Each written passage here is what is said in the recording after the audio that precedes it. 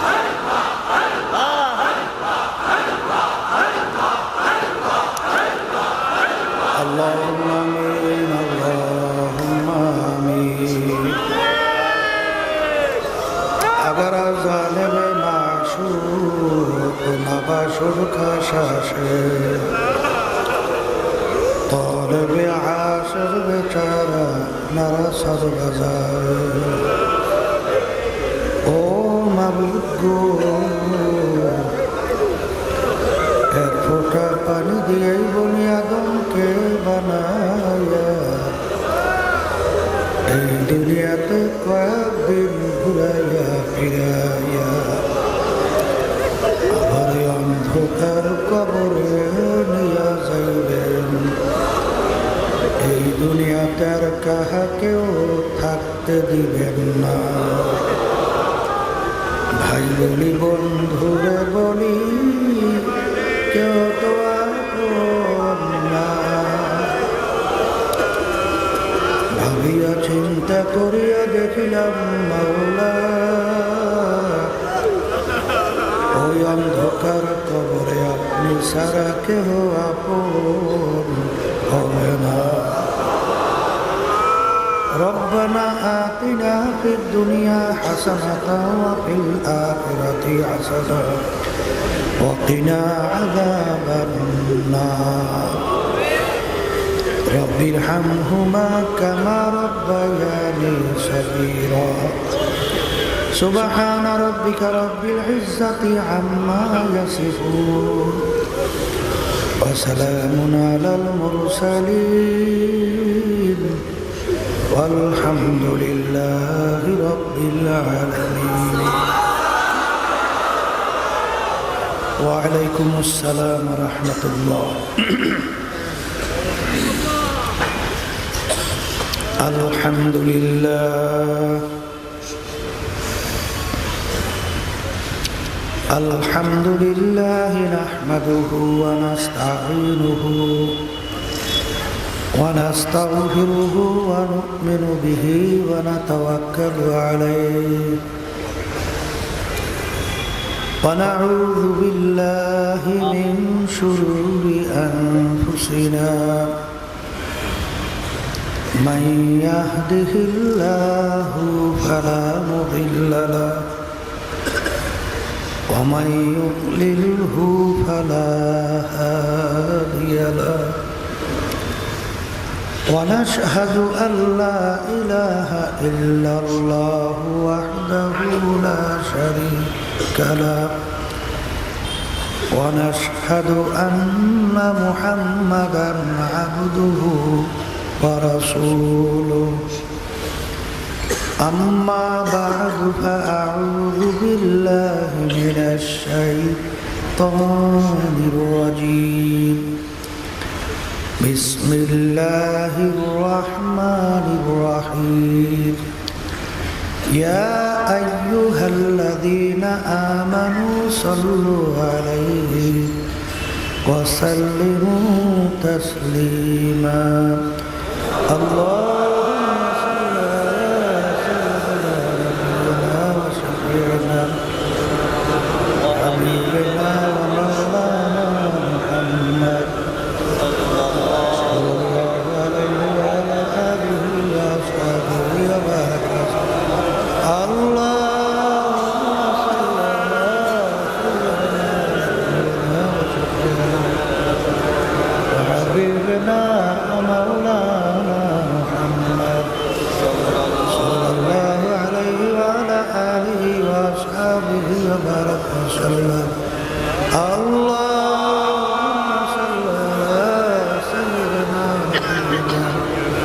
شفيعنا حبيبنا ومولانا محمد صلى الله عليه وعلى آله وأصحابه وبارك وسلم أعوذ بالله من الشيطان الرجيم بسم الله الرحمن الرحيم وما خلقت الجن والإنس إلا ليعبدون صدق الله العلي العظيم শুকরিয়া আদায় করতেছি মহান রব্বুল আলামিনের দরবারে।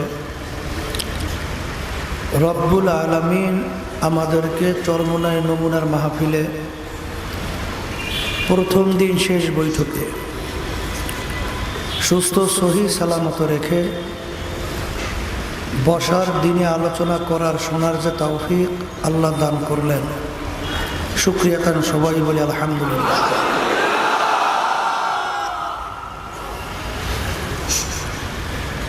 নেয়ামত পাওয়ার পরে শুকরিয়া বেশি বেশি আদায় করলে আল্লাহ নেয়ামত আরো বাড়ায় দেয়। অনেক লোকের কানে মাহফিলে দাওয়াত পৌঁছার পরেও সবাই কিন্তু মাহফিলে আসতে পারে নাই। আবার তালাশ করলে দেখবেন বহু দূর থেকে কষ্ট স্বীকার করে আমার অনেক ভাইরা মাহফিলে পাগলের মতো সইটা চলে আসছে। নিয়াজ যাদের সহি লক্ষ লক্ষ নেকি আমল নামায় জমা হবে। অনেকে হয়তোবা চরমোনাই পছন্দ করে না, সমালোচনাও করে, কিন্তু আপনার নিয়াজ যদি সহি হয় নেকের ব্যাপারে ঘাটতি নেই, আমল নামা জমা হবেই। কে আলোচনা করা দরকার নাই, আপনি দিনই মজলিসে আসছেন আল্লাহকে রাজি খুশির উদ্দেশ্যে নিয়াতে বসে। একটা ঘটনা, ডাকাইতের দল সুন্নাত লেবাসে সাজে সজ্জিত হইয়া ডাকাতি করার জন্য রওনা করছে। রাত্রি হয়ে গেছে, রাত্রি যাপন করবে। এখন কোথায় যাপন করবে? আগে তো একটা নিয়ম ছিল, মুসলমানদের চরিত্র, মেহমান পাইলে তাদেরকে মেহমানদারি করা, আপ্যায়ন করা, এটা তাদের একটা মুসলমানদের চরিত্র।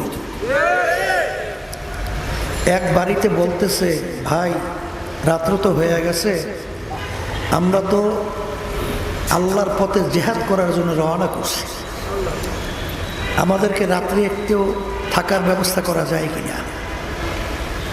আল্লাহর বান্দা চিন্তা করলো, মাশাআল্লাহ আল্লাহর মেহমান পেয়ে গেছে। তাদেরকে খুব আপ্যায়ন করলো, যত ধরনের তার তৌফিক আল্লাহ দিয়েছেন সব ব্যবস্থাই করছে। আল্লাহর বান্দার একটা ছেলে পঙ্গু ছিল, পঙ্গু, হাঁটতে পারত না। সে চিন্তা করলো যে আল্লাহর পথে জেহাদ করার জন্য রওনা করছে, আল্লাহর মেহমান, এরা গোশত মাছ খাওয়ার পরে যে হাড্ডিগুলো ফেলাইছে, চিন্তা করছে আল্লাহর মেহমানদের ঝুটা নিয়ে যদি আমার ছেলের পায় একটু লাগাইয়া একটু মালিশ করতে পারি, আল্লাহ এই বরকতে ভালো করে দিতে পারে। সেই আল্লাহর বন্ধ তো হাড্ডি কাটা নিয়ে তার ছেলের পঙ্গু পায়ের উপরে মালিশ করার পরে আল্লাহর কুদরত, ছেলে ভালো হয়ে গেছে।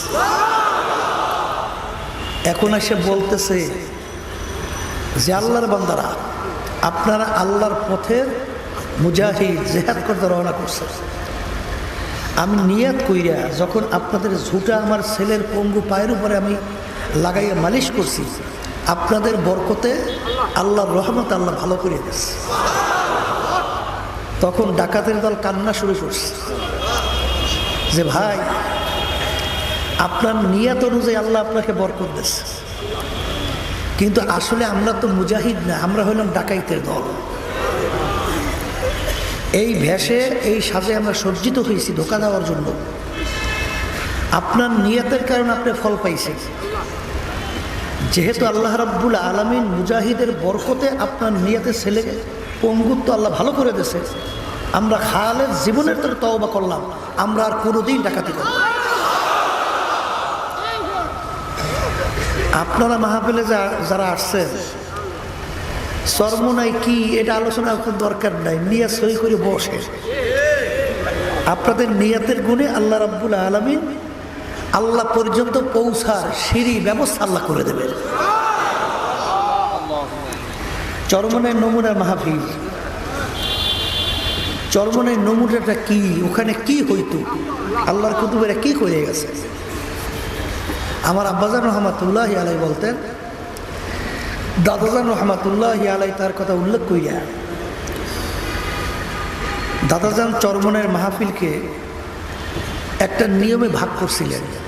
প্রথম দিন মারিফাতের আলোচনা একটু দাদাজান বেশি করতেন, দ্বিতীয় দিন শরিয়াতের আলোচনা একটু বেশি করতেন, তৃতীয় দিন অন্যান্য বিষয় সম্পর্কে আলোচনা একটু বেশি করতেন।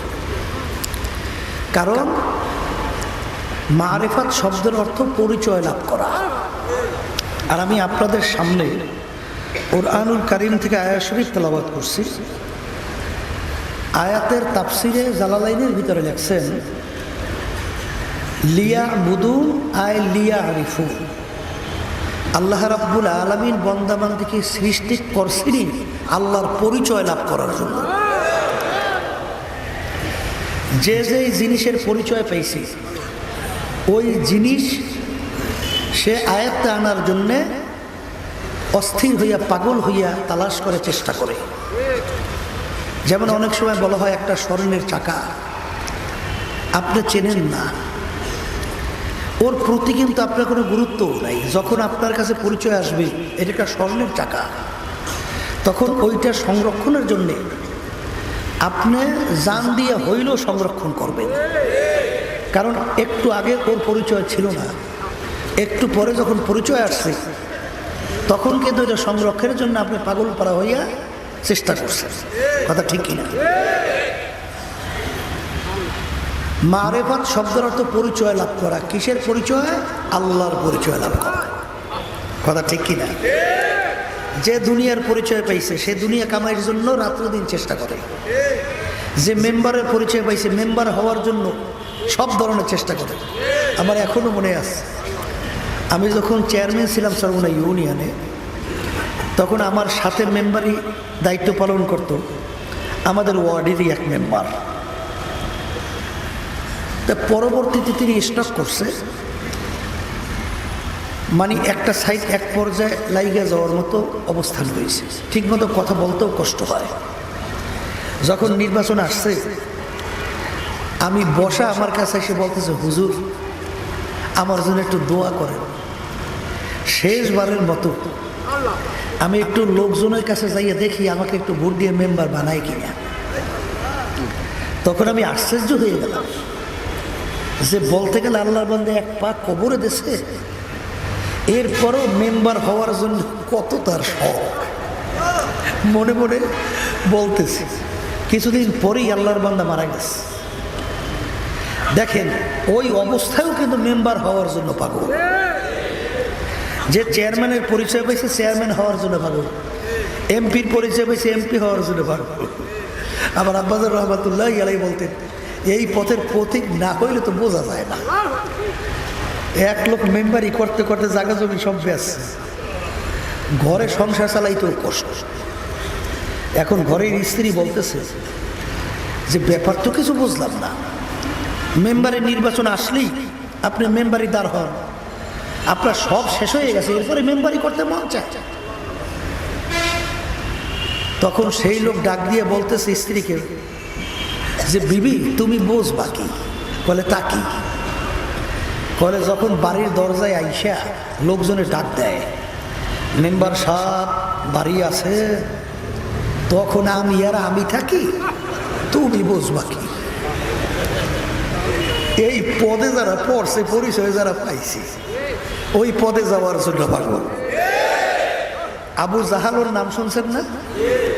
আবু জাহাল শব্দের অর্থ কি? মূর্খের বাপ। আবু জাহাল শব্দের অর্থ কি? মূর্খের বাপ। আচ্ছা বলেন তো, কোন বাপ তার সন্তানের নাম মূর্খের বাপ রাখে? আসলে দুনিয়ার দিক থেকে আপনি ইতিহাস পড়লে দেখবেন তার উপাধি ছিল, লকব ছিল আবুল হেকাম, বুদ্ধিমানের বাপ। কিন্তু আবু জাহাল মূর্খের বাপ, এই নামটা আসলো কোথা থেকে, রাখলো? বাজান দুনিয়াটা কি স্থায়ী না ক্ষণস্থায়ী? মুখ খুলে বললেন। আর আখেরাত কি স্থায়ী না ক্ষণস্থায়ী? দুনিয়া দেখতে না দেখতে শেষ হয়ে যায়, আর আখেরাত শুরু আছে আর কোনোদিন শেষ হয়। আচ্ছা বলেন তো, যে ক্ষণস্থায়ী জিন্দিগির পিছনে পইরা স্থায়ী জিন্দিগিকে ধ্বংস করবে, এ বোকা না বুদ্ধিমান? তা আবু জাহাল ও দুনিয়া সম্পর্কে, ক্ষণস্থায়ী জিন্দিগি সম্পর্কে বোঝে, আখেরাতের স্থায়ী জিন্দিগি সম্পর্কে বোঝে নাই। এবং যারা নাকি এই অস্থায়ী জিন্দিগির ব্যাপারটাই বুঝছিল, এদের নেতৃত্ব দিত আবু জাহাল। এই জন্য আল্লাহ এবং আল্লাহর রসুল তার উপাধি দিয়েছে আবু জাহাল, মূর্খের বাপ। এই নামটা ঠিক আছে তো? কি জোরে বলে? আবু জাহালকে যখন নাকি তরবারি দিয়ে কল্লা কাটে, তখন ওই মুহূর্তে বলতেছে আমার কল্লাটা একটু বড় করিয়া কাইটো। কোন সময়? যখন মরে কল্লা কাটবে, তখনও বলে আমার মাথাটা একটু কি করে কাইটো, বড়। কেন? বলে আমি মরার পরে মানুষ আমার কল্লা দেখার পরে যেন বোঝে নেতার কল্লা, এই জন্য বড় করে কাইটে। দেখেন মরার সময়ও নেতাগিরি বলতে পারে নাই। এক শ্রেণী বর্তমানে আছে না সমাজের মধ্যে, নেতৃত্ব পাইয়া কিসের আল্লাহ এবং আল্লাহর খোদা এবং রসুল, কিসের হারাম আর কিসের হালাল, কোনো তোয়াক্কা নাই। ওই নেতৃত্বের জন্য পাগল, কারণ ওর পরিচয় পাইছে। ওর কি পাইছে? পরিচয় পাইছে। ঠিক বাজানদেরকে বলবো, যে যেই জিনিসের পরিচয় পাইছে, ওই জিনিস সে আয়ত্তার জন্য কি হয়? পাগল হয়। এক শ্রেণী আল্লাহর বান্দাবান্দি দুনিয়ার মধ্যে আছে, যারা আল্লাহর পরিচয় লাভ করছে। ওই আল্লাহর বান্দাবান্দি আল্লাহকে পাওয়ার জন্য পাগল। কথা ঠিক কিনা? এই জন্য কোন এক কবি বলছিলেন, আল্লাহু আকবার, মস্তে আশেক মস্তে মাশুক বাদশাহ মালে মাস্ত, পীরে মস্তে জিরে মস্তে শায়েখ দর আসরারে মাস্ত। দুনিয়ার ভিতরে যত মানুষ দেখো সব কিন্তু পাগলের দল। কেউ টাকা পয়সা কামাই করার জন্য পাগল, কারণ টাকা পয়সার পরিচয় পেয়েছে। কথা ঠিক কিনা? এক শ্রেণী মানুষ মেম্বারের পরিচয় পেয়েছে, মেম্বার হওয়ার জন্য পাগল। কেউ সুন্দর বিল্ডিং এর পরিচয় পাইছে, বিল্ডিং উঠাবার জন্য পাগল। কেউ গাড়ির পরিচয় পাইছে, সুন্দর গাড়ি কেনার জন্য পাগল। কেউ সভাপতি সেক্রেটারির পরিচয় পাইছে, সভাপতি সেক্রেটারি হওয়ার জন্য পাগল। কেউ বর্মে হওয়ার পরিচয় পাইছে, বর্মে হওয়ার জন্য পাগল। কেউ সুন্দরী মেয়ের পরিচয় পাইছে, সুন্দরী মেয়ে বিবাহ করার জন্য পাগল। আর এক শ্রেণীর মানুষ দুনিয়ায় বসবাস করে, তারাও কিন্তু একদল পাগল। তারা হইল আমার মাওলার পাগল। সবাই জোরে বলেন সুবহানাল্লাহ। তা মারেফাত শব্দের অর্থ কি? পরিচয় লাভ করা। কার পরিচয় নেবে? আল্লাহর পরিচয়। কিন্তু বর্তমানে বাংলাদেশে এক শ্রেণী বর্তমানে বের হয়েছে মারেফাতের দাবিদার, শরীয়তের ধার ধরে না। কথা ঠিক না বে ঠিক? বাজান, মারেফাতে শরিয়াত কাকে বলে? ওলামায়ে কেরামদের পরিভাষায় বাহ্যিক আমলকে বলা হয় শরিয়াত, আর গোপনীয় আমলকে বলা হয় মারেফাত। কিন্তু আপনার থানভী রহমাতুল্লাহি আলাইহি লেখছেন আসলে শরিয়াত এবং মারেফাত এই দুইটা ভিন্ন কোনো জিনিস না।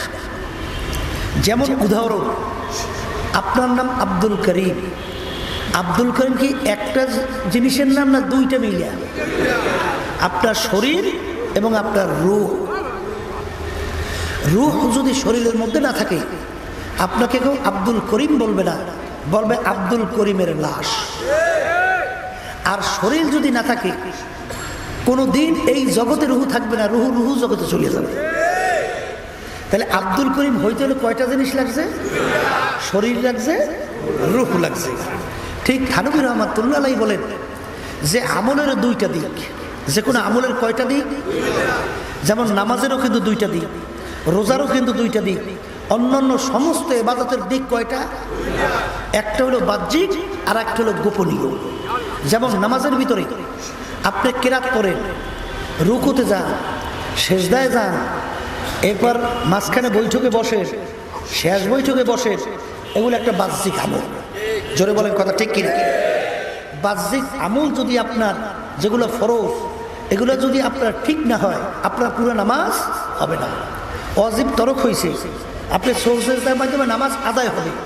কিন্তু আর একটা বাতিনি আমল, গোপনীয় আমল, যেটাকে বলা হয় খুশু খুজু হুজুরি কাল, অর্থাৎ নামাজের ভিতরে আপনি যে নামাজটা পড়তেছেন কার জন্য? আল্লাহর জন্য না মানুষকে দেখাবার জন্য? এইটা তো বাহ্যিকভাবে দেখা যায় না। বলেন দেখা যায়? এইটা যে নামাজি সে ছাড়া তো কেউ বুঝবে না যে আমি নামাজটা কোন উদ্দেশ্যে পড়ি। কথা ঠিক কিনা? রোজা রাখছেন, আপনি যে রোজাদার, এইটা কি দুনিয়ার কোনো মানুষ বুঝবে? আপনার ভিতরের অবস্থাটা কার সঙ্গে সম্পর্ক? আল্লাহর সঙ্গে সম্পর্ক। তাই আমলের ভিতরে দিক কয়টা? একটা হলো বাহ্যিক আর একটা হলো গোপনীয়। ইমাম মালিক রহমতুল্লাহি আলাইহি বলেন যে বর্তমানে এক শ্রেণী বের হয়েছে যারা নাকি মারেফাতের দাবিদার, শরীয়তের ধার ধারে না। তাদের ব্যাপারে তিনি বলছেন মান তাসাওয়াফা ওয়ালাম ইয়াতাফাক্কাহা ফাকাদ তাজান্দাকা। যারা নাকি মারেফাতের দাবিদার, শরীয়ত মানে না, ওগুলা কাফেরের দল। ওগুলা কিসের দল? এরপরে তিনি বলতেছেন ওমান ইয়াতাফাক্কাহা ওয়ালাম ইয়াতাসাওয়াফা ফাকাদ তাফাসসাকা। যারা নাকি শরীয়তকে মানলো, মারেফাতকে মানলো না, এরা হলো ফাসিক। এরা কি? ওমান জামা বাইনাহুমা ফাকাদ তাহাক্কাকা। যারা নাকি শরিয়াত, বাহ্যিক এবং গোপনীয় আমলগুলোকে একত্রিত করে আদায় করবে এবং দুটোটা যারা মানবে, এরাই হলো মুহাক্কিক বা এরা হলো কামিল। সবাই জোরে বলেন সুবহানাল্লাহ। এই জন্য আমার বাজানদেরকে বলবো যে বর্তমানে যে মারেফাতের দাবির যারা, দেখবেন এদের কিন্তু নামাজ নাই। কথা ঠিক? এদের কিন্তু রোজা নাই, এদের কিন্তু হারাম হালাল তমিজ নাই। মহিলা বেপরদা অবস্থায় একত্রে নাচা কথা করে, এরপরে নাউজুবিল্লাহ আবার বলেও মনের পর্দা বড় পর্দা, বাইরের পর্দা উঠাও রে, জোরে চিৎকার মারে নাউজুবিল্লাহ। সব কাফেরের দল। সব কিসের দল? কাফের।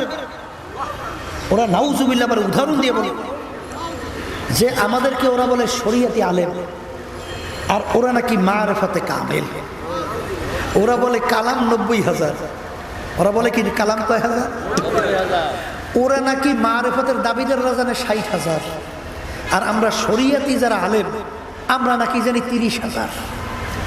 তাইলে আমাদের থেকে ওরা প্রায় ডবল না, কথা কর না।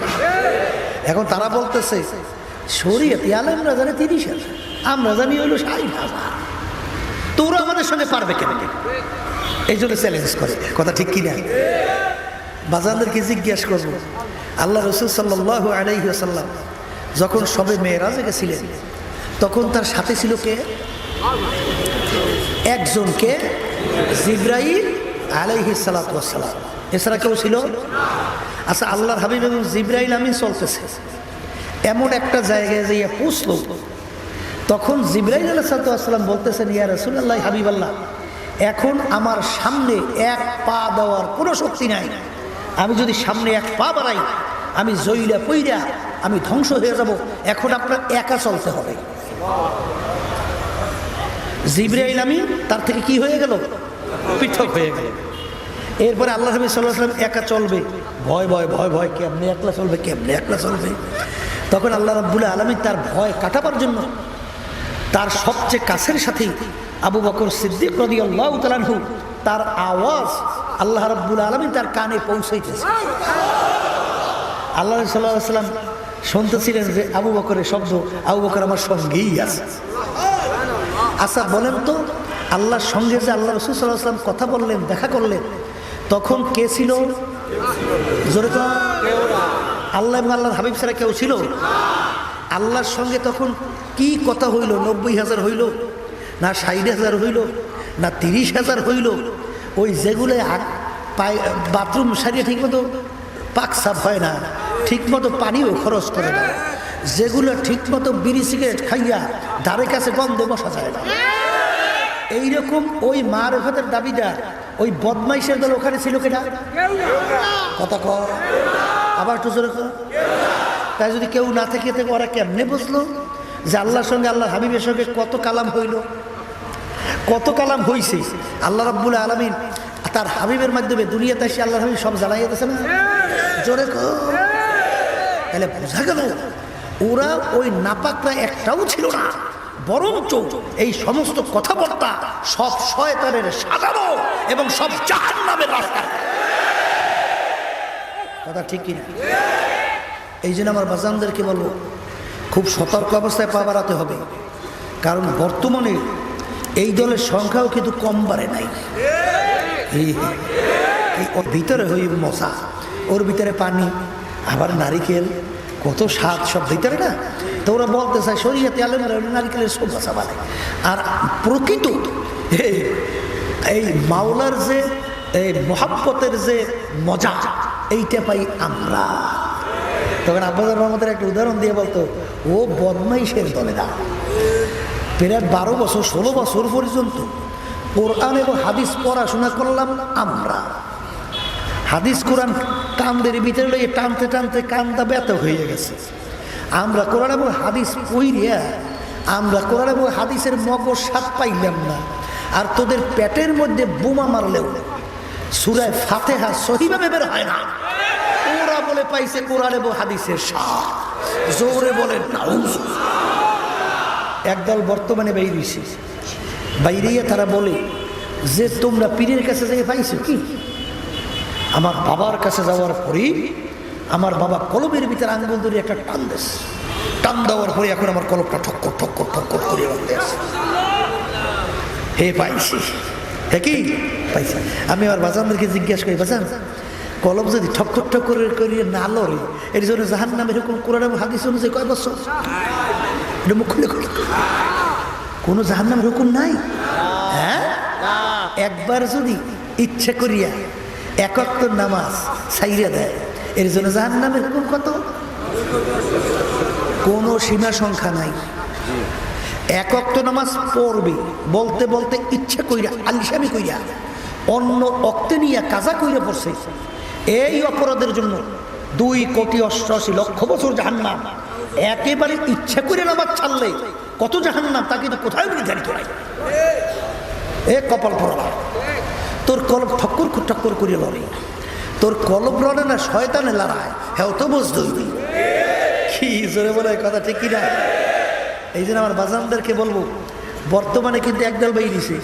গেছিলাম সাতপুরের ওদিকে, ল্যাংটা বাবা। কি বাবা? সারাদিন বলে ল্যাংটা থাকতো, কাপড় চোপড় নাই, ল্যাংটা। হ্যাঁ, দরবারে দলে দলে মানুষ যাইতে আছে। আমি জিজ্ঞেস করি ব্যাপার কি, সব দলে দলে এরকম জায়গা? তো ওই থানার ওসি সাহেব আমার সঙ্গে বসে বসে কথা বলতেছে, হুজুর ওখানে যে কি কারবার হয়, হুজুর খালি মন কেমন গাজা আর গাজা। আর গ্রামে একটা কথা আছে, গাজা যখন টান মারে তখন গাজার নৌকা বলে পাহাড়ি দেওয়া চলে, পানি লাগে না। মানে ও যে হাঁটে, রাস্তায় দিয়ে হাঁটে না, আসমান দিয়ে হাঁটে না, জমিন দিয়ে হাঁটে, ওর বেরেনে তো ঠিক থাকে। এই জন্য ওর নৌকা বলে পাহাড়ি দিয়ে চলে। এই গাজা টানে আর মহিলাদেরকে নিয়ে আড্ডা মারে, আর শয়তানের ভিতরে 24 ঘন্টা লিপ্ত থাকে। বলেন কথা ঠিক কিনা? এই জন্য আমার ভাসানদেরকে বলবো, দেখেন ইব্রাহিম নবী সালাতু যখন নমরুদ আগুনের ভিতরে ফেলাইল, দেখেন ফালারের জন্য চরক ঘুরেইবে, চরক ঘোরে না। চরক কি ঘোরে না? ইবলিস বুড়ো শৈল আইছে, চরক ঘুরেইতে পারবে না। এখানে প্রকাশ্য যুবতী ছেলে এবং মেয়েদেরকে প্রকাশ্যে জেনা শুরু করিয়ে দাও। তখন আল্লাহর রহমতের ফেরেশতা চলিয়ে যাবে, তখন তোমরা চরক ঘুরে তাকে আগুনে ফালাইতে পারবা। যখন নাকি তাকে এইভাবে প্রকাশ্যে এই উলঙ্গ মেয়েদের এবং ছেলেদের অবৈধ এরকম জেনা শুরু হয়ে গেল, রহমতের ফেরেশতা আল্লাহর দরবারে বলে, মাবুদ গো, তোমার খলিলকে রক্ষা করার দায়িত্ব তোমার, আমরা গেলাম, চলে আর পারলাম না থাকতে। তখন আল্লাহর রহমত ফেরেশতা সব চলে গেল, তখন চরক ঘুরাইয়া ইব্রাহিম খলিলকে আগুনে ফেলাইছে। আর বর্তমানে বাংলাদেশের মধ্যে এক শ্রেণীর বের হয়েছে, এরা কেমনে এই পুরুষ মেয়েদেরকে অবাধে পশুর মতো আচরণ করাবার জন্যই আজকে বাংলার জমিনে বিভিন্ন পায়তারা শুরু করছে। তার ভিতরে একদল হইল মেনন সহ এই জাতীয় দলগুলো, এদের বিরুদ্ধে আমাদের অবস্থা কথা ঠিক না বেটা?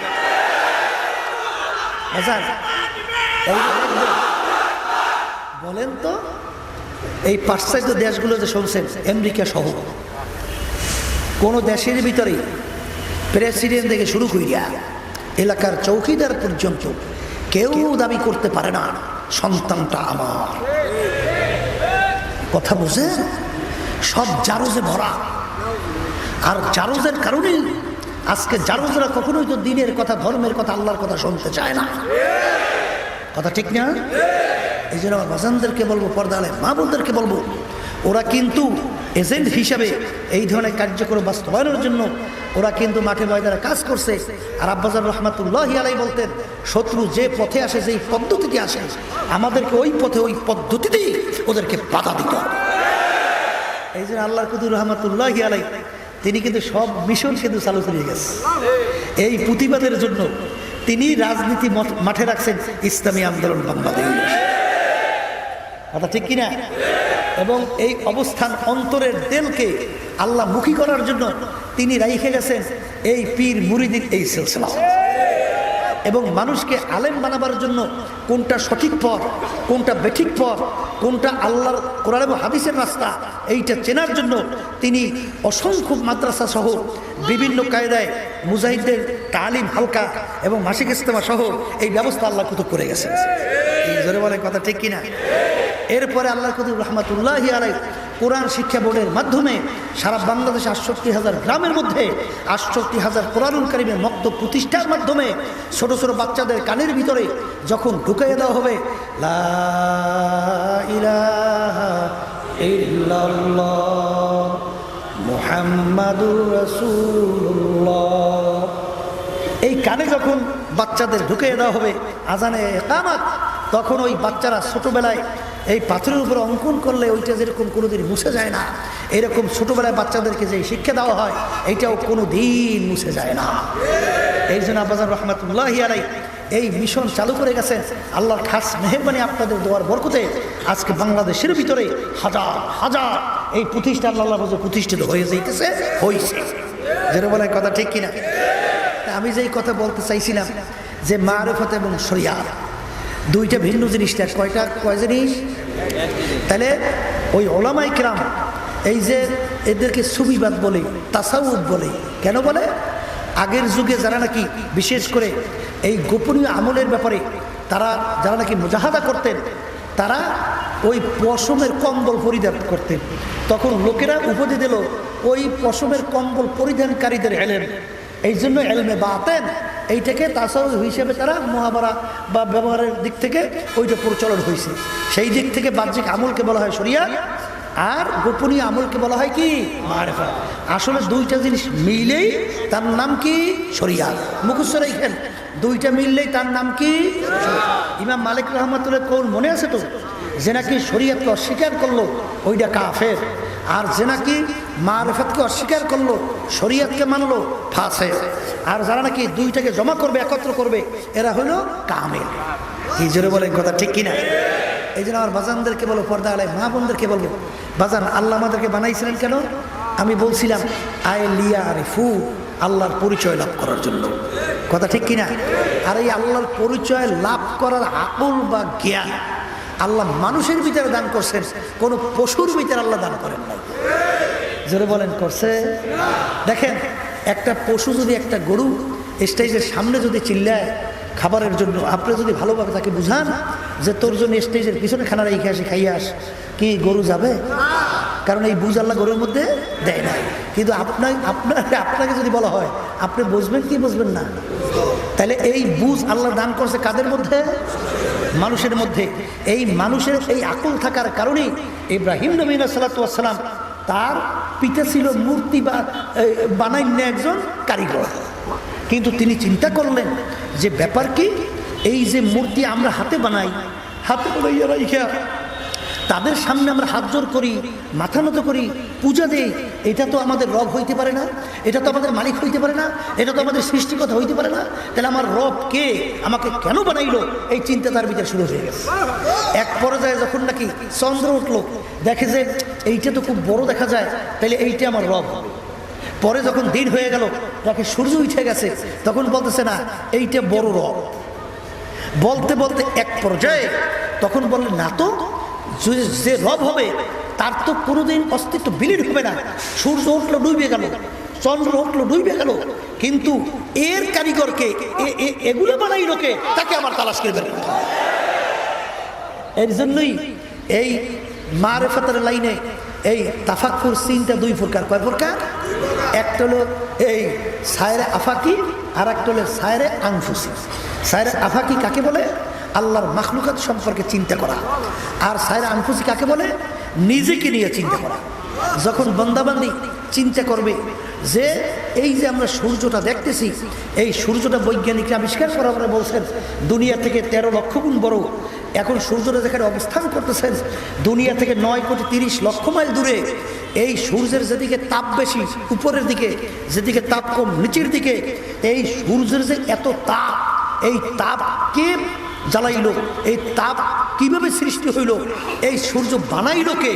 এই যখন বান্দাবান্দি চিন্তা করবে, তখনই ওই সূর্যের খালেক সৃষ্টিকর্তার পরিচয় তার কাছে এসে যায়। জোরে বলেন কথা ঠিক কিনা?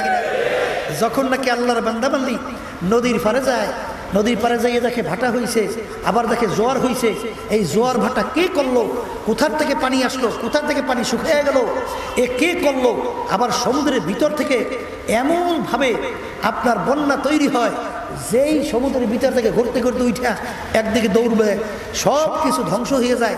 এই সমুদ্রের ভিতর থেকে বন্যা কে তৈরি করলো? যখন নাকি বন্দাবান্দি চিন্তা করে, তখন ওই বন্দাবান্দির কাছে খালেকের পরিচয় কি আসতে থাকে। তখন ওই বন্দাবান্দি আল্লাহর সামনে সেজদায় পড়ে কান্দে আর বলে, মাবুদ গো, তুমি আল্লাহু আকবার, তুমি সব দিক থেকে বড়। জোরে বলেন কথা ঠিক কিনা? এরপরে যখন নিজেকে নিজে চিন্তা করে যে আমাকে কে বানাইলো, কেমনে বানাইলো, আল্লাহ রাব্বুল আলামিন পরিচয় দেয় আমাদেরকে আল্লাহ কেমনে বানাইলো। হাল আতা আলাল ইনসানি হিনুম মিনাদ দাহরি লাম ইয়াকুন শাইআন মাযকুরা। হে বান্দাবান্দি, তুই তোর নিজের অস্তিত্বের দিকে তাকাইয়া দেখ, তোকে আমি কিভাবে সৃষ্টি করলাম। তুই ছিলি এক কাতরা নাপাক পানি, তাও আবার আমসাজ ভেজাইল না নাপাক পানি। এর ভিতরে আমি তোকে কিভাবে বানাইলাম, ওই ভেজাল্লা পানির ভিতরে আমি রক্ত দিয়া জমাট তৈরি করলাম। রক্তের ভিতরে গোশত দিয়া জমাট তৈরি করলাম, ওই গোশতের ভিতরে আমি হাড্ডি লাগাইয়া দিলাম। এরপরে তোর মতো এত সুন্দর সুরাতের মানুষ আমি তোর মায়ের পেটের ভিতরে সৃষ্টি করলাম। তখন এই বান্দাবাদী চিন্তা করবে আমার মাওলা আমাকে কিভাবে সৃষ্টি করলো। আমি যখন দুনিয়ার ভিতরে আসলাম, বান্দাবাদী চিন্তা করবে কিভাবে আমার মাওলা আমাকে লালন পালন করলো। আরে মা আমাকে প্রসব করলো, মাও দুর্বল আমিও দুর্বল, মা আমাকে কোলের পাশে নিয়ে ঘুমায় আছে, ঘুমের মানুষ আধা মরা। ঘুমের ভিতরে মানুষের হাত এদিকে ওদিকে পইরা যায়, বাজান খেয়াল রাখার কোনো কায়দা নাই। আরে বাচ্চা যখন মায়ের পাশে ঘুমায়া থাকে, হাত বাচ্চার মুখের উপরে যদি পইরা যায়, বাচ্চা বলতেও পারে না মাগো হাতখানা সরাইয়া নিয়ে যাও, আমি কিন্তু মইরা গেলাম। তোমার শক্তিও নাই, তুমি হাত দিয়া সরাইয়া দেবা, তখন তোমার কি অবস্থা, তুমি কেমনে বাঁচলা। বাজান রে, আল্লাহ রাব্বুল আলামিন বলে বান্দা বান্দি তুই একটু মাঝে মধ্যে একটু মুরাকাবা কর, তুই কিভাবে বাইচা বড় হইলি। লা তাখুযুহু সিনাতুন ওয়ালা নাওম, বান্দা বান্দি তুই ঘুমাও, আমার মালিক বলে আমার ঘুমও নাই জিমানিও নাই। যখন তোর মায়ের হাতখানা তোর মুখের উপরে পইরা গেছিল, তখন আমার কুদরতি হাতের দ্বারা তোর হাতখানা সরাইয়া দিছিলাম আমি মাওলা। এ দুনিয়াদার পাগল আমার বাবারা, দেখো আমার মাওলা কত বড় কুদরতের মাওলা। আমার মাওলা তোমাকে আমাকে কিভাবে লালন পালন করলো। বাবা তুমি আর আমি দুনিয়ার ভিতরে আসার পরে আমার মায়ের বুকের ভিতরে আমার মাওলা এমন খাদ্য তৈরি করলো, আহারে যেই খাদ্য বেশি, আহারে ঘনও না, বাচ্চা খাইলে তার পেট খারাপ হয়ে যাবে, আর বেশি পাতলাও না, বাচ্চা খাইলে তার পেটের ক্ষুধা মরবে না। বাজান বেশি মিষ্টিও না, বাচ্চার খাইতে বিটখিটা লাগবে, এবং মিষ্টি ছাড়াও না, বাচ্চার খাইতে মন চাইবে না। আহারে এই খাদ্য আমার মাওলা মায়ের বুকের ভিতরে কে তৈরি করলো। আরে তামাম দুনিয়ার ডাক্তাররা একমত, বাচ্চার জন্য মায়ের বুকের দুধের চেয়ে এত ভিটামিন যুক্ত খাদ্য দুনিয়া তার দ্বিতীয় আবিষ্কার হয় নাই। আমার মাওলা তোমাকে আমাকে কিভাবে লালন পালন করলো, একটু মাঝে মধ্যে একটু মুরাকাবা করো, একটু চিন্তা করো। বাজান আমার মায়ের দুধ পান করলাম, আস্তে আস্তে আস্তে আস্তে তুমি বড় হওয়া শুরু করলাম। বাজান রে, অনেক সময় দেখা গেল এই সেদিনকারও আমাদের চরমনাইতে একেবারে কোলের একটা বাচ্চা দোতলার থেকে সিঁড়ি দিয়া পইরে গেছে। বাজার গড়াইতে গড়াইতে পড়ছে, দেখি বাচ্চারা একেবারে দিব্যি সুস্থ। আমার কাছে নিয়ে আসলো, আমি চিন্তা করি মাবুদ গো, এতটুকু বাচ্চা দোতলার থেকে গড়াইতে গড়াইতে পড়ছে, ওর হাত পাগুলো একেবারে নরম, একটা হাত পাও তো থাকার কথা ছিল না, কিন্তু একেবারে দিব্যি সুস্থ কিভাবে রইল। এ তো তোমার কুদরত ছাড়া কোনোদিন সম্ভব না। বাজার আপনাদের এই কক্সবাজার চিটাগাঙে এক বন্যার ভিতরে একটা 2.5 বছরের বাচ্চা, বাজান যখন নাকি বন্যা শুরু হয়ে গেল, ওই বন্যার ভিতরে বাচ্চাটাকে প্রায় 30 মাইল সমুদ্রের ভিতরে নিয়ে গেল। বাজার সমুদ্রের তুফানে তাকে ডুবাইলো, উঠাইলো, চুবাইলো, আবার ধাক্কায় ধাক্কায় নিয়ে আসে আবার সমুদ্রের কিনারে ফালাইয়া রেখে গেল। বাজান রে, কত মানুষ মারা গেল। ওই 2.5 বছরের বাচ্চার কিছু হয় না। এই বাচ্চাকে সমুদ্রের ভিতরে রাইখা ডুবাইয়া তলাইয়া কে বাঁচাইয়া রাখলো। বাজার হয়ে গেছিলাম দক্ষিণ অঞ্চলে, সেখানে সিডর হয়েছিল। একজন আমাকে বলতেছে, হুজুর আরে একটা বাচ্চার বয়স 8 দিন, 8 দিন মাত্র তার জন্মের বয়স, যখন পানির স্রোত আসলো বাচ্চাটাকে পানির স্রোতে নিয়ে গেল।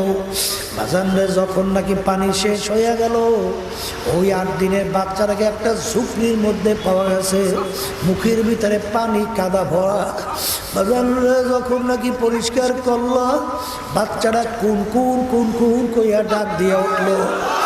আমার মাঝে মধ্যে আমার মাওলা দেখায়, দেখ এই পানির ভিতরে আমি ডুবাইয়া চুবাইয়া 8 দিনের বাচ্চাকে আমি বাঁচাইয়া রাখলেও রাখতে পারি।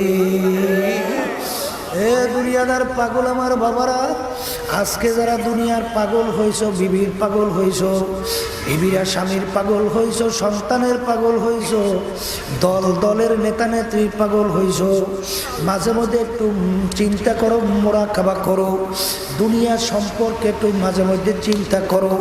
যে দুনিয়াদার পাগল আমার বাবারা, যারা আজকে দুনিয়ার পাগল হইয়া আমার মাওলাকে ভুলছো, আমার আখিরাতকে ভুলছো, সেই বাজানদেরকে বলবো, পর্দালে মা বোনদেরকে বলবো, এই দুনিয়া সম্পর্কে আল্লাহর হাবিব বলছেন, আদ দুনিয়া জিফাতুন ওয়া তালিবুহা কিরাম।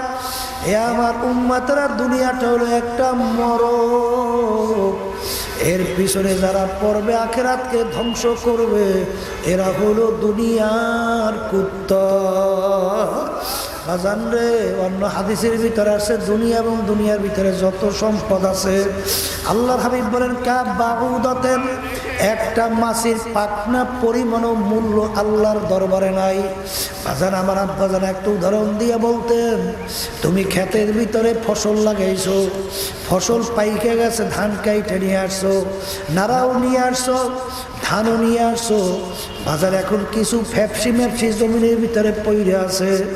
একজনে যদি ওগুলা কুড়াইয়া কাছাই নেওয়া শুরু করে, তখন তোমার সন্তান যদি ডাক দিয়ে বলে, আব্বাজান আমাদের জমিনের নাড়াকুটা মানুষ নিয়ে যায়, তখন তুমি উত্তর দেবা, কথা বলিস না, যা যা দরকার সব কিছু নিয়ে আসছি, ধানও নিয়ে আসছি, নাড়াকুটাও নিয়ে আসছি, কিছু ময়লা আবর্জনা জমিনের ভিতরে পড়ে আছে, ওগুলা নিলে আরো জমিন পরিষ্কার হবে, কিছু বলিস না।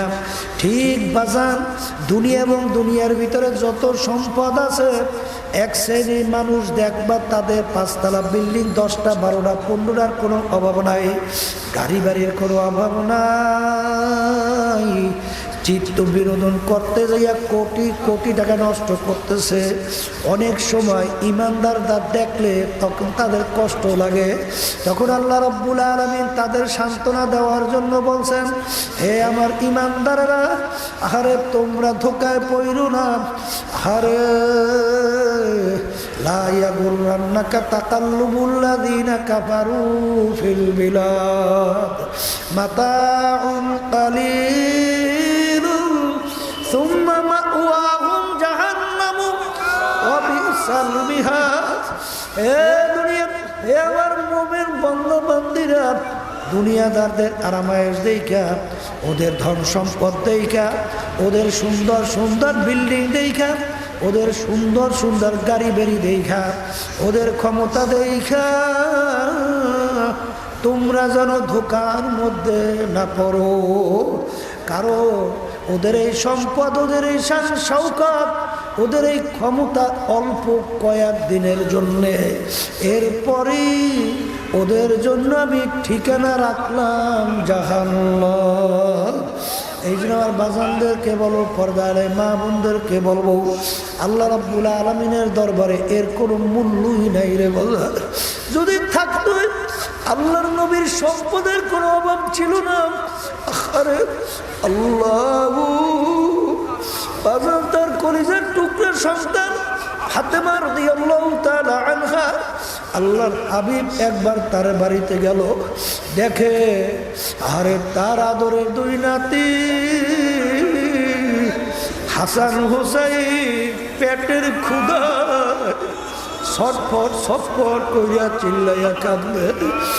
আরে মায়ের সামনে বাচ্চারা পেটের ক্ষুধায় কাঁদবে, এইটা তো কোনো মা, কোনো গার্জিয়ান সহ্য করতে পারে না। সরদারে দোজাহান, যাকে আল্লাহ না বানাইলে কিছু বানাইতেন না, তার নাতির এরকম পেটের ক্ষুধায় কান্দে। আল্লাহর হাবিব সহ্য করতে না পাইরা আল্লাহর হাবিব নাই না গেল বাজান, আমাদের বরিশাল্লা ভাষায় বলি বদলা দেওয়ার জন্য, অর্থাৎ মানুষের কাম করার জন্য। সরদারে দোজান আল্লাহর হাবিব দিন মজুরি কাজের জন্য নাই না গেল বাজান, যাইয়া দেখেন এক ইহুদি কূপের থেকে পানি উঠায়। আল্লাহর হাবিব বলেন, আমি যদি কূপের ভিতর থেকে পানি উঠাইয়া দেই এর বিনিময়ে তুমি আমাকে কি দেবা? তখন ইহুদি বলে, এক বালতি পানির বিনিময় তোমাকে 2টা কইরা খেজুর দেওয়া হবে। আল্লাহর হাবিব কামলা হিসাবে কাজ করা শুরু করছে বাজান, বালতি দিয়া পানি উঠা শুরু করছে। আল্লাহর কুদরত, ওই রশি থেকে বালতি ছিঁড়া কূপের ভিতরে ঠাস কইরা পইরা গেছে। ইহুদি এত বড় জানে ওর রশি দুর্বল, এতো তো আল্লাহর হাবিবের দোষ না, কিন্তু উঠে আল্লাহর হাবিবের গাল মোবারকের ভিতরে ইহুদি একটা থাপ্পড় মারছে। নাউযুবিল্লাহ, নাউযুবিল্লাহ। আরে আল্লাহর হাবিব তার জাহেরা হাতখানা বাহিরে আর বাতেনা হাতখানা পানির কূপের ভিতরে ঢুকাইয়া দিয়েছে। ঢুকাইয়া দিয়া কূপের তল থেকে বালতি উঠাই নিয়ে আসলো। ইহুদি আশ্চর্য হয়ে গেল, ব্যাপার কি? এই বালতি কূপের ভিতর থেকে কিভাবে উঠাইলো? বাজার তখন তার ভিতরে একটা চিন্তা শুরু হয়ে গেল, আমি কাকে থাপ্পড় মারছি?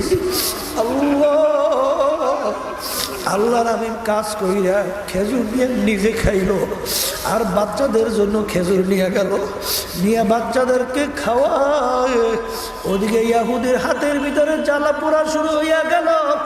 কার গাল মোবারকের ভিতরে থাপ্পড় মারছে বাজান রে, সহ্য করতে না পাইরা ইহুদি একটা কোপ দিয়া তার হাতকে কাইটে ফেলাইল।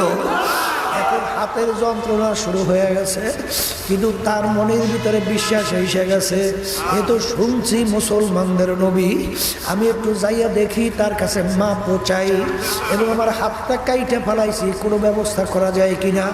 তালাশ করতে করতে আল্লাহর হাবিবকে যখন তালাশ করে বের করলো, আল্লাহর হাবিবকে ডাকার পরে আসলো। আল্লাহর হাবিবকে বলেন, আমাকে মাফ করে, আমি তো আপনাকে অন্যায়ভাবে থাপ্পড় মারছি, এই জ্বালা এই বেদনা আমার হাতকে আমি কাইটে ফেলছি, এখন আমার হাতের যন্ত্রণা দিকে আপনি মাপ না করলে আমার তো প্রেশার।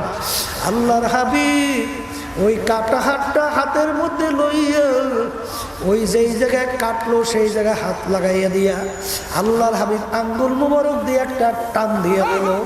টানের সঙ্গে সঙ্গে ইহুদির যেই হাত সেই হাত হইয়া গেল। এ দুনিয়াদার পাগল আমার বাবারা, আজকে দুনিয়ার পাগল হইছ, সম্পদের পাগল হইছ। ওদিকে সাহাবায়ে কিরাম ইতিহাস পড়া দেখো কোন সম্পদের পিছনে পাগল হইছ বাজান। তাদের দিলের মধ্যে সম্পদের কিঞ্চিত পরিমাণও কোনো মায়া ছিল না। ওসমান গনি রাদিয়াল্লাহু তাআলা আনহু নামই হলো ধনী ওসমান, গনি মানে ধনী, ওসমান গনি, ধনী ওসমান বাজান। তার কত বড় ব্যবসা ছিল, একবার তার মালের বহর আসলো মদিনা থেকে জুলহুলাইফা পর্যন্ত। তার ব্যবসার মালের বহর প্রায় 6 থেকে 7 কিলোমিটার লম্বা, আর মালের এত চাহিদা ছিল বাজান, তার মালের দাম হু হু কইরা বাড়া শুরু করলো। কেউ এসে 1 টাকার মাল 2 টাকা বলা শুরু করলো, কেউ 1 টাকার মাল 3 টাকা বলা শুরু করলো, কেউ 1 টাকার মাল 4 টাকা বলা শুরু করলো। ওসমান গনি রাদিয়াল্লাহু তাআলা আনহু বলেন, তোমরা আমার মালের দাম 1 টাকা 4 টাকা বলছো, এর চেয়েও বড় একটা সুসংবাদ আমার কাছে আছে, 1 টাকায় 10 টাকা। এই কথা বইলা তিনি এরকম 6-7 কিলোমিটার মালের বহর সব আল্লাহর রাস্তায় দান কইরা দিল। এই ছিল তাদের দিলের ভিতরে দুনিয়ার মালের মহব্বত। বড় পীর আব্দুল কাদের জিলানী রাহমাতুল্লাহ আলাইহি একদিন ছাত্রদেরকে নিয়ে হাদিস পড়াইতেছেন, হঠাৎ সংবাদ আসলো, হুজুর আপনার জাহাজ মাল সহ সমুদ্রের ভিতরে ডুবে গেছে, অর্থাৎ মাল সহ জাহাজ ধ্বংস হয়ে গেছে। শোনার পরে তিনি বললেন ইন্না লিল্লাহ, বইলে চক্ষু বন্ধ কইরা মাথার একটু নিচের দিকে নামাইয়া কিছুক্ষণ রাইখে উঠে বলতেছেন বাবারা পড়ো। তখন ছাত্ররা বলে হুজুর ব্যাপার তো কিছু বুঝলাম না, আপনি শোনার পরে ইন্না লিল্লাহ বললেন, এরপরে মাথার একটু নিচের দিকে নামাইয়া উইটা বলতেছেন বাবা পড়ো, ব্যাপার তো কিছু বুঝলাম না। তখন তিনি বলেন বাজানরা আমি যখন শুনলাম আমার মাল জাহাজ সমুদ্রের ভিতরে মাল সহ ডুবে গেছে, আমি সুন্নাত হিসাবে ইন্না লিল্লাহ বলছি। এরপরে মাথা মতো কইরা চক্ষু বন্ধ কইরা আমার দিলের দিকে আমি তাকাইয়া আছি যে আমার মাল সহজে আমার সমুদ্রে ডুইবা গেল, এর কারণ আমার দিলের ভিতরে কোনো প্রেশার তৈরি হইল কিনা। আলহামদুলিল্লাহ, এই যে মাল সমুদ্রের ভিতরে ডুইবা গেল এর কারণে আমার দিলের ভিতরে কোনো আল্লাহর ফজলে প্রেশার তৈরি হয় না। এর নাম হইল বাজান অন্তর থেকে দুনিয়ার মোহাব্বত দূর করা। জোরে বলেন কথা ঠিক না ভাই ঠিক? বর্তমানে এক শ্রেণী আমার বাবারা আছে, পর্দালে মা বোনেরা আছে, যদি খোদা না খাস্তা কোনো কায়দায় মাল নষ্ট হইয়া যায়, রাত্র দিন ঘুম নষ্ট হইয়া যায়, কিন্তু ওদিকে যদি এক ওয়াক্ত নামাজ সইরা যায়, এই জন্য তার একদিন আফসুসও তৈরি হয় না। জোরে বলে কথা ঠিক না বে ঠিক? এই ক্ষেত্রে যে আমার আব্বা রহমাতুল্লাহ আলাইহি আমার দাদাজানের কথা উল্লেখ করিয়া বলছিলেন, আমার দাদাজান রহমাতুল্লাহ আলাইহি বলছিলেন বাজান বাজান রে, কিয়ামতের ময়দানে তুমি প্রথম চড়ে ভেস্তে যাবা না কিছুদিন জাহান্নামের আগুনের ভিতরে ভুইকা ভেস্তে যাবা, কেমনে বসবা? তোমার দুইটা কাজ সামনে আসছে, একটা দুনিয়ার কাজ সেটাও খুব জরুরি করা দরকার, আর একটা আখেরাতের ব্যাপারে আসছে, অর্থাৎ নামাজের সময় যায় নামাজও পড়া লাগবে। এখন পরীক্ষা শুরু হয়ে গেছে, এখন তুমি কোনটাকে অগ্রাধিকার দাও?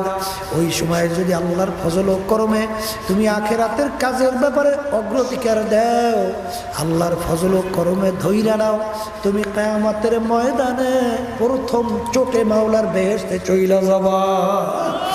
আর যদি ওই সময় তুমি দুনিয়ার কাজকে অগ্রাধিকার দাও, আখিরাত কাজকে তুমি পেছনে রাখো, ধইরা নাও, তাইলে কিছুদিন জাহান্নামের আগুনে জ্বইলা তারপর তোমার বেহেশতে ঢোকা লাগে নাকি? এই জন্য আমার বাজানদেরকে বলবো, পর্দারে মা বোনদেরকে বলবো, বাজান এই মাহফিল চরমনের নমুনায় বাজান আল্লাহর কুতুবা কেন প্রতিষ্ঠিত করে গেছে? আরে দুনিয়া এবং আখেরাতের পরিচয়, আল্লাহর পরিচয় এবং দুমা আত্মীয় স্বজন দল দলের নেতা নেত্রীর পরিচয়, এইটা আমাদের যখন আল্লাহর ফজলের ভিতরে আসবে তখন মন থেকে বলবো রে মন রে, যেই দুনিয়ার জন্য পাগল হইছ, যেই সন্তানের জন্য পাগল হইছ, যেই দলের নেতা নেত্রীর জন্য পাগল হইছ, যেই বর্মেয়ার জন্য পাগল হইছ, একটু চক্ষু বন্ধ করে মনটাকে প্রশ্ন করেন, যেদিন চিরতরে চক্ষু বন্ধ হবে, এখন তাকাইয়া দেখো রুহু তনসে উড়গাই মুর্দা কি হালত ক্যা হুই। এখন তুমি তাকাইয়া দেখো, কই তোমার বাড়ি, কই তোমার গাড়ি, কই তোমার বড় মেয়াগিরি, কই তোমার পীরগিরি, কই তোমার সৌন্দর্যের গরব, কই তোমার দলের গরব, কই? এখন তো আর কেউ নাই। এখন আমার মাওলা যদি তোমার আপন না হয়, ওই কবরে তো আমার উপায় নাই। ওরে মরলে যেই দুনিয়ার জন্য পাগল হইল, সেই দুনিয়ার দিকে একটু মাঝে মধ্যে একটু মোরাকাবা করো। আহারে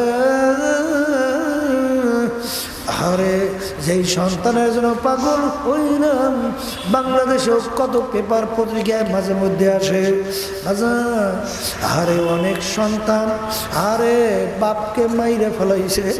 এক মুরব্বী একদিন আমার সামনে এসে কাম দেয়ার বলে, হুজুর আমার জন্য একটু দোয়া করে। আমি বলি ব্যাপার কি? করে হুজুর আমি তো বুঝি নাই আমার সম্পদগুলোকে ছেলে সন্তানকে সব লেখা দিয়ে দিছি হুজুর। এখন ছেলে বিবাহ করছে, মেয়ে বিবাহ করছে, এখন আমার খবর নেয় না। এখন আমি না খাইয়া রাস্তায় রাস্তায় ঘুরি, আবার একটু মাথা গোজারও ঠাই নাই। তখন আমি বলি এই কাজও কি কোনো মানুষ করে?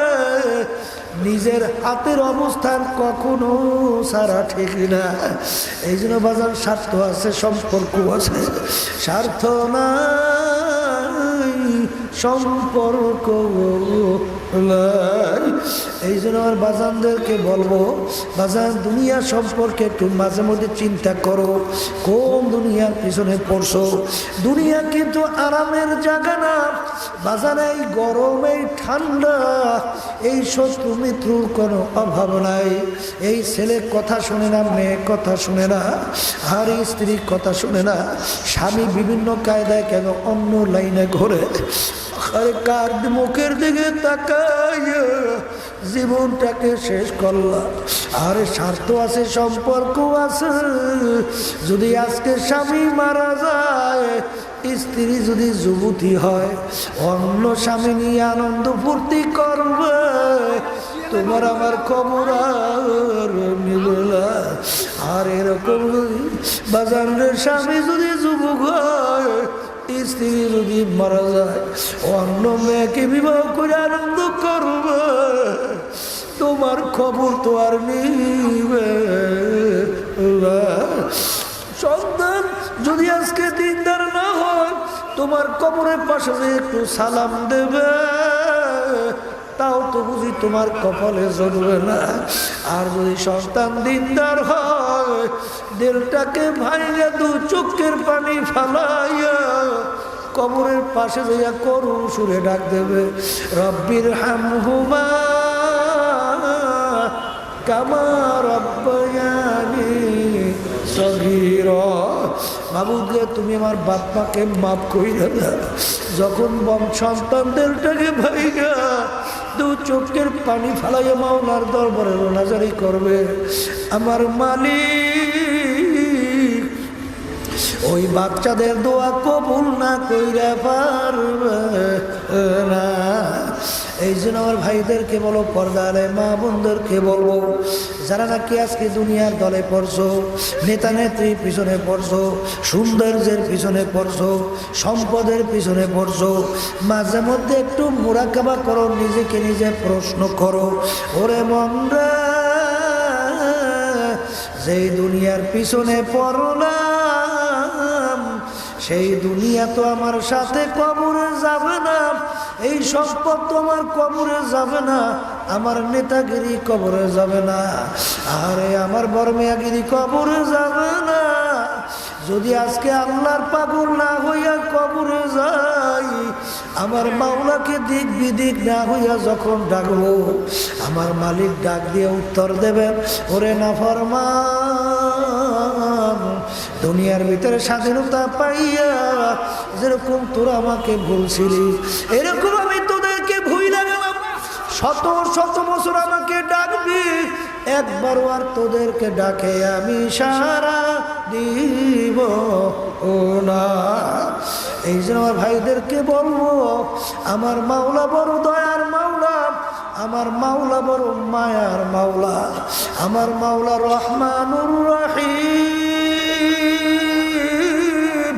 যদি আমার মালিকের দরবারে পাহাড় পরিমাণ গুনাহ কইরা, বাজার এমনকি ভূত পূজার মতো গুনাহ কইরা যদি আমার মাওলার দরবারে দিলটাকে ভাইরা ডাক দেওয়ার মতো ডাক দিতে পারো, আমার মালিক তোমার আমার জীবনের গুনাহ কাদা মাফ করবে। শুধু তাই না, এমনকি তোমার আমার গুনাহকে আমার মালিক নেকের দ্বারা পরিবর্তন কইরা দেবে। বাজান আব্বাজান একটা ঘটনা শোনাইতেন, বুড়া গুনাহ করতে করতে বুড়া বয়সে মৌতের কথা মনে পইরা গেল, কবরের কথা মনে পইরা গেল। এখন বৈশা বৈশা দেল ভাই আল্লাহকে ডাক দে, আল্লাহ আল্লাহ আল্লাহ আল্লাহ। আর গায়ের থেকে শব্দ আসলো, বুড়া রে তোর নাম জাহান্নামের খাতায় লেখা হয়ে গেছে। এই কথা শুনে বুড়া আরো কান্দে, আরো করুণ সুরে ডাক দেয়, আল্লাহ আল্লাহ। ঘর থেকে ডাক দিয়ে বলে, বুড়া তুমি কি শব্দ শোনো নাই? তোমার নাম নাকি জাহান্নামের খাতায় লেখাই হয়ে গেছে। আল্লাহকে ডাইকা লাভ কি? তখন বুড়া দেলটাকে ভাইয়া দু চোখের পানি ফালাইয়া বলতেছে, আমি তো আগে বুঝি নাই, আমি মাওলার নাফরমানি করছি, এখন তো আমার কবরের ভয় এসে গেছে, আমার তো এখন মৌতের ভয় এসে গেছে, এখন আমার মাওলার মহব্বত ভিতরে এসে গেছে। আমার মাওলা আমাকে মাফ করুক বা না করুক, আমার মাওলা জাহান্নামে দেয় না না দেয় আমার বোঝার বিষয় না। আমি আমার মালিকের ডাক আমি আর ছাড়বো না। এই কথা বইলা বুড়া আরো করুণ সুরে ডাক দেওয়া শুরু করলো, আল্লাহ আল্লাহ আল্লাহ আল্লাহ। আর গা থেকে শব্দ আসলো, বুড়া তুই যখন আমাকে ছাড়া আর কোনো মাওলা দেখলি না, আমার দরজা ছাড়া কোনো দরজা দেখলি না, যা বুড়া যা, তোকে আমি শুধু মাফ করলাম তাই না, তোর জীবনের সব গুণ আমি মাফ কইরা দিলাম, এমনকি তোর গুণাকে আমি নেকের দ্বারা পরিবর্তন কইরা দিলাম। তখন বুড়া সেজদায় পড়িয়া কান্দে, বাবুদ গো, আমার চেনে মুখ আর আমার দুনিয়া দ্বিতীয় থাকতে পারে না।